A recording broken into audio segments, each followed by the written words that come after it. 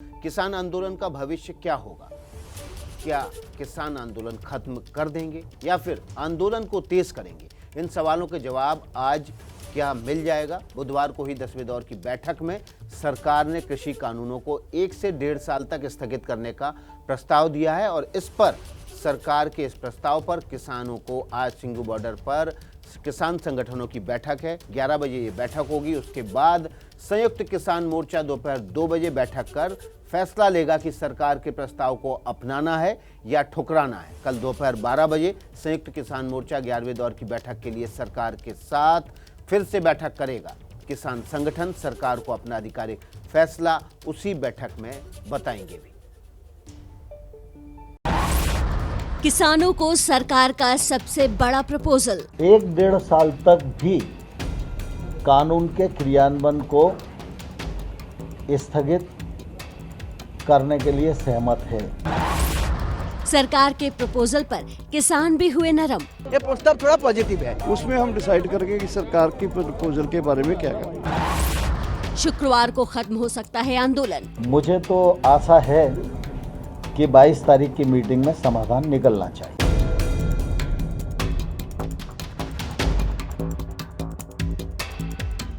किसानों और सरकार के बीच यूं तो बुधवार को हुई 10वें दौर की बैठक बेनतीजा खत्म हो गई, लेकिन कृषि मंत्री जब विज्ञान भवन से बाहर आए तो उनके चेहरे पर पहली बार मुस्कान दिखी।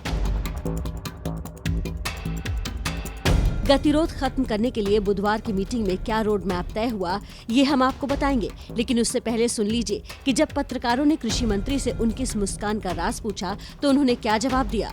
आप लोग ठंड में इतना तकलीफ कर रहे हो, इसलिए मैं आपको मुस्कुराने के लिए कोशिश कर रहा था। सच तो ये भी है कि किसान आंदोलन ने सरकार की सियासी तकलीफ बढ़ाई है, क्योंकि समाधान निकल नहीं रहा और विपक्ष हमलावर होता जा रहा है। कोई बीच का रास्ता निकाला जा सके, इसलिए सरकार ने किसानों के सामने अब तक का सबसे बड़ा प्रस्ताव रखा।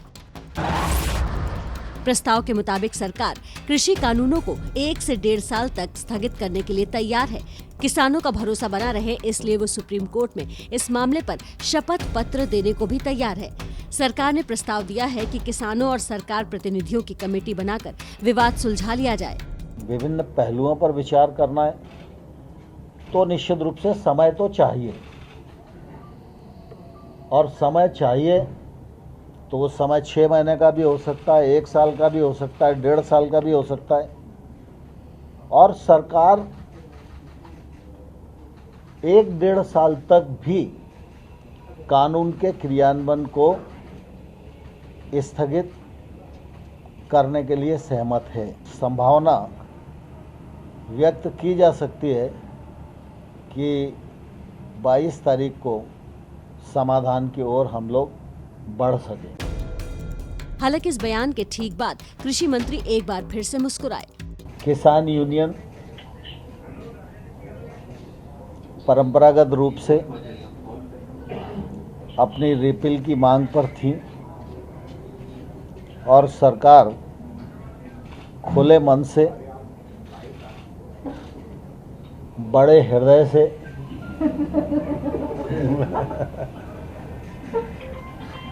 कानून के प्रावधान के अनुसार विचार करने और संशोधन करने के लिए तैयार थी। कृषि मंत्री के बार बार मुस्कुराने की वजह शायद मीटिंग में किसानों का नरम रुख था, क्योंकि पहली बार किसानों ने सरकार के प्रस्ताव पर विचार की हामी भरी है। ये प्रस्ताव थोड़ा पॉजिटिव है, तो हम लोग तय किया, कल हमारा 500 संगठन है, सबसे बातचीत फुल डे में करेंगे, करके परसों 12 बजे आके अपना मत। हमने पंजाब की संगठनों की, संयुक्त किसान मोर्चा के संगठनों की बैठक बुला ली है सुबह से लेकर शाम तक। उसमें हम डिसाइड करेंगे कि सरकार की प्रपोजल के बारे में क्या करें। जो सरकार ने प्रपोजल रखी है उसको हमने कह दिया है, अभी इस पर विचार करेंगे हम। अब तक 40 किसान संगठनों के प्रतिनिधि सरकार से चर्चा करते आए हैं, लेकिन सरकारी प्रस्ताव को ठुकराना है या अपनाना, इस पर आज सिंघू बॉर्डर पर 580 किसान संगठनों की सामूहिक बैठक में आखिरी फैसला लिया जाएगा। लेकिन ज्यादातर किसान अब भी पुरानी मांग पर अड़े हैं। हमें रिपील से नीचे मानेंगे नहीं, आपको रिपील करने ही पड़ेंगे। बेसिक तो हमने जवाब दे दिया कि हमको रिपील से कम में कुछ भी मंजूर नहीं है। बैठक के नरम गरम माहौल में कृषि कानून और एमएसपी पर चर्चा के अलावा किसान नेताओं को मिल रहे एनआईए के नोटिस का भी मुद्दा उठा। किसान नेता एनआईए की कार्रवाई से पहले से गुस्से में थे, लेकिन सरकार ने अब भरोसा दिया कि आगे ऐसा नहीं होगा। नोटिस किसानों को मिल रहे हैं, उसकी भी जानकारी हमने दी है। मंत्री जी ने कहा कि हमको आप दे दीजिए लिखित कौन कौन से किसानों को दिए गए हैं, हम जांच कराएंगे और इस पे स्टे कराएंगे। इस बीच सुप्रीम कोर्ट की कृषि कानूनों पर गठित कमेटी आज से किसानों से बातचीत शुरू करेगी। सुबह 11 बजे राष्ट्रीय कृषि विज्ञान परिसर में बैठक का आयोजन होगा, लेकिन इस कमेटी के ज्यादा मायने अब बच नहीं जाते, क्योंकि किसानों ने साफ कह दिया है कि वो बात सिर्फ सरकार से ही करेंगे। हमारा विचार चल रहा है सरकार के साथ में, तो हम कमेटी के साथ में क्यों जाएंगे? हमने तो कमेटी मांगी नहीं थी। सरकार और किसानों के बीच 11वें दौर की बैठक कल 12 बजे विज्ञान भवन में होनी है। अगर किसान सरकार के प्रस्ताव पर हामी भर देते हैं तो ये दोनों पक्षों के लिए ये जीत से कम नहीं होगी।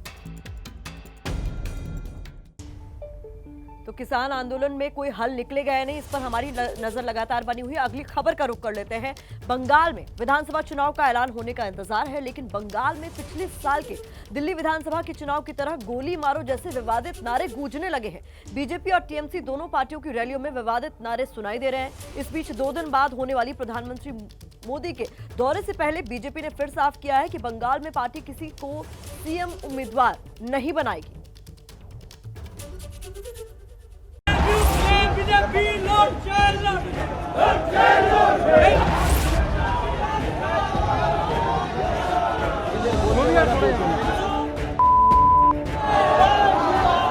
बंगाल की लड़ाई गोली मारो पर आई।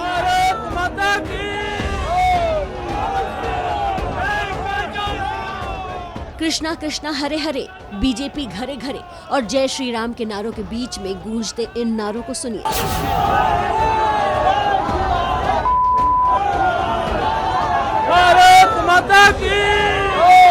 देश की राजनीतिक पार्टियों से अलग चाल चरित्र और चेहरे का दावा करने वाली ये बीजेपी की रैली है।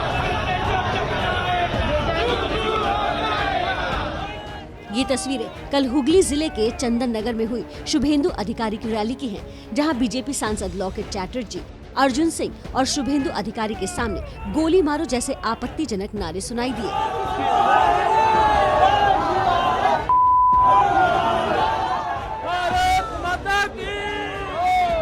बीजेपी की रैली के एक दिन पहले यानी मंगलवार को कोलकाता में हुई टीएमसी की रैली में भी गोली मारो के नारे खूब गूंजे थे। टीएमसी की इस पदयात्रा में पार्टी का कोई बड़ा नेता तो नहीं दिखा, लेकिन कार्यकर्ता गोली मारो जैसे नारे लगाते साफ सुने जा सकते हैं।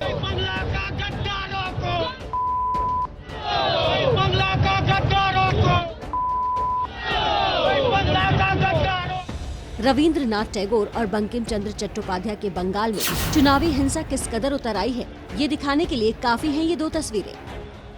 बुधवार को चंदन नगर में हुई बीजेपी की रैली और मंगलवार को कोलकाता में हुई टीएमसी की रैली में जिस तरह के नारे लगे, उससे संस्कारों की राजधानी कहे जाने वाले बंगाल पर नया धब्बा लगा है। बीजेपी नेता शुभेंदु अधिकारी इस तरह के गाली गलौज के लिए टीएमसी को जिम्मेदार ठहरा रहे हैं। हिंसा का बात बोलेगा, मारने का बात, गोली मारने का बात बोलेगा, उतना टीएमसी प्राइवेट लिमिटेड कंपनी आंटियर एंड नेफ्यू का जो कंपनी, वो इतना ही आम आदमी से उसका जो जोड़ है वो खिचकना और भी तुरंत हो जाएगा। बंगाल के चुनाव में कार्यकर्ता ही नहीं, नेता भी भाषा की मर्यादा भूल चुके हैं। ममता सरकार में मंत्री मदन मित्रा तो राजनीतिक मर्यादा की सीमाएं लांघते हुए खुलेआम चीर फाड़ की धमकी दे रहे हैं। कोना से उठ रहे हैं, सुनो बीजेपी वालों, दूध मांगो तो खीर देंगे, अगर बंगाल मांगो तो चीर देंगे। नहीं, कौन किसको चीरेगा, वो सब डायलॉग से कुछ नहीं होने वाला है। आदमी सब, यहाँ की समाज इनसे इतना नाराज है, समय आने पर सब हिसाब हो जाएगा। बंगाल में चुनावी घमासान 2 दिन बाद और तेज होने वाला है। 23 जनवरी को प्रधानमंत्री मोदी नेताजी सुभाष चंद्र बोस के 125वें जयंती के कार्यक्रम में कोलकाता जा रहे हैं, तो गृह मंत्री अमित शाह 30 और 31 जनवरी को बंगाल में रहेंगे। इस बीच बीजेपी ने एक बार फिर ऐलान कर दिया है कि वो चुनाव में मुख्यमंत्री उम्मीदवार का ऐलान नहीं करेगी। हाल में कि भारतीय जनता पार्टी जहां पर चुनाव लड़ती है, ऐसे प्रदेशों में जहां पर उनका मुख्यमंत्री नहीं बना, जहां उनकी सरकार नहीं बनी, वहां पर कभी भी मुख्यमंत्री का चेहरा नहीं रहता। चाहे हरियाणा उदाहरण है उसका, महाराष्ट्र उसका उदाहरण है, उत्तर प्रदेश उसका उदाहरण है, आसाम उसका उदाहरण है। इसलिए यहाँ पर भी मुख्यमंत्री का चेहरा कोई नहीं होगा।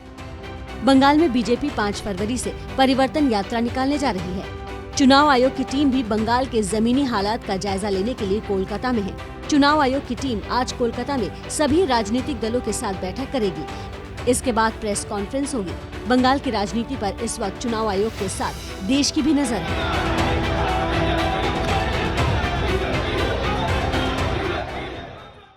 इस वक्त की बड़ी खबर, मध्य प्रदेश के खरगोन में एसटीएफ ने नकली नोट छापने वाले एक गिरोह का भंडाफोड़ किया है। इनके पास से करीब 2 लाख रुपए के जाली नोट भी बरामद किए गए, साथ ही प्रिंटर और दूसरे सामान भी जब्त किए गए।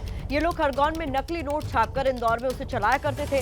एसटीएफ ने इस गिरोह के 4 लोगों को गिरफ्तार कर लिया है। तो ये एक बड़ा खुलासा हुआ है। मध्य प्रदेश के खरगोन में नकली नोट छापकर इंदौर में चलाने वाले लोगों को गिरफ्तार किया गया। अब एक महत्वपूर्ण खबर आपके सामने रख देते हैं। अक्सर आपने बीजेपी सरकार में शहरों के नाम बदलने के बारे में कई बार सुना होगा, लेकिन अब गुजरात सरकार ने इससे एक कदम आगे बढ़कर एक फल का नाम ही बदल दिया है। क्या है पूरी खबर, 1 मिनट में जारी। आपके टीवी स्क्रीन पर नजर आ रहे इस फल का नाम शायद कुछ लोग जानते हो, लेकिन अगर नहीं जानते तो चलिए हम आपको बता देते हैं। इस फल का नाम ड्रैगन फ्रूट है, जिसे पिताया फल भी कहते हैं। लेकिन अब गुजरात सरकार ने इस फल का नाम बदलकर कमलम कर दिया है। सीएम रूपाणी ने कहा कि ड्रैगन फ्रूट का आकार कमल के फूल जैसा लगता है, इसलिए इसका नाम कमलम रखा गया है। हालांकि रूपाणी सरकार के नाम बदलने के फैसले से यहाँ के फल विक्रेता ज्यादा खुश नजर नहीं आ रहे हैं। उनका कहना है कि नाम बदलने से ड्रैगन फ्रूट की मांग में कमी आएगी। तो ड्रैगन नाम से पहचाना जाता है, और जो आगे पब्लिक है, पूरी इंडिया की पब्लिक ड्रैगन नाम से पहचानती है। ये नया नाम जो रखते हैं, गुजरात सरकार जो रख रही है, उससे चलन कम हो जाएगा। पिछले कुछ सालों की बात करें तो गुजरात के कच्छ और नवसारी के आसपास के इलाके में किसान ड्रैगन फ्रूट की खेती कर रहे हैं। बड़ी मात्रा में यहाँ ड्रैगन फ्रूट का उत्पादन भी हो रहा है। ऐसे में गुजरात सरकार का मानना है कि किसी फल में ड्रैगन शब्द का इस्तेमाल सही नहीं है। हालांकि इसके नाम को लेकर इसलिए भी विवाद हो रहा है क्योंकि गुजरात में बीजेपी के दफ्तर का नाम कमलम है। आइए जानते हैं क्यों पड़ा इस फल का नाम ड्रैगन और क्या है इसके फायदे। क्यों कहते हैं ड्रैगन फ्रूट? ड्रैगन फ्रूट को पिताया फल के नाम से भी जाना जाता है। इस फल को ड्रैगन फ्रूट का नाम साल 1963 में दिया गया था क्योंकि इसकी बाहरी परतों पर ड्रैगन की तरह कांटे निकले होते हैं। ड्रैगन फ्रूट के फायदे। ड्रैगन फ्रूट खून में शुगर की मात्रा को नियंत्रित करता है, जिससे डायबिटीज होने का खतरा कम हो जाता है। हृदय रोगों से बचाने में कारगर। कैंसर पीड़ितों के लिए ये फल काफी फायदेमंद माना जाता है। पेट और आंत से जुड़ी समस्याओं को दूर करता है। शरीर में रोग प्रतिरोधक क्षमता बढ़ाने में सक्षम है। ड्रैगन फल खाने से दांत और हड्डियां मजबूत रहती हैं। अस्थमा से पीड़ित लोगों के लिए संजीवनी का काम करता है।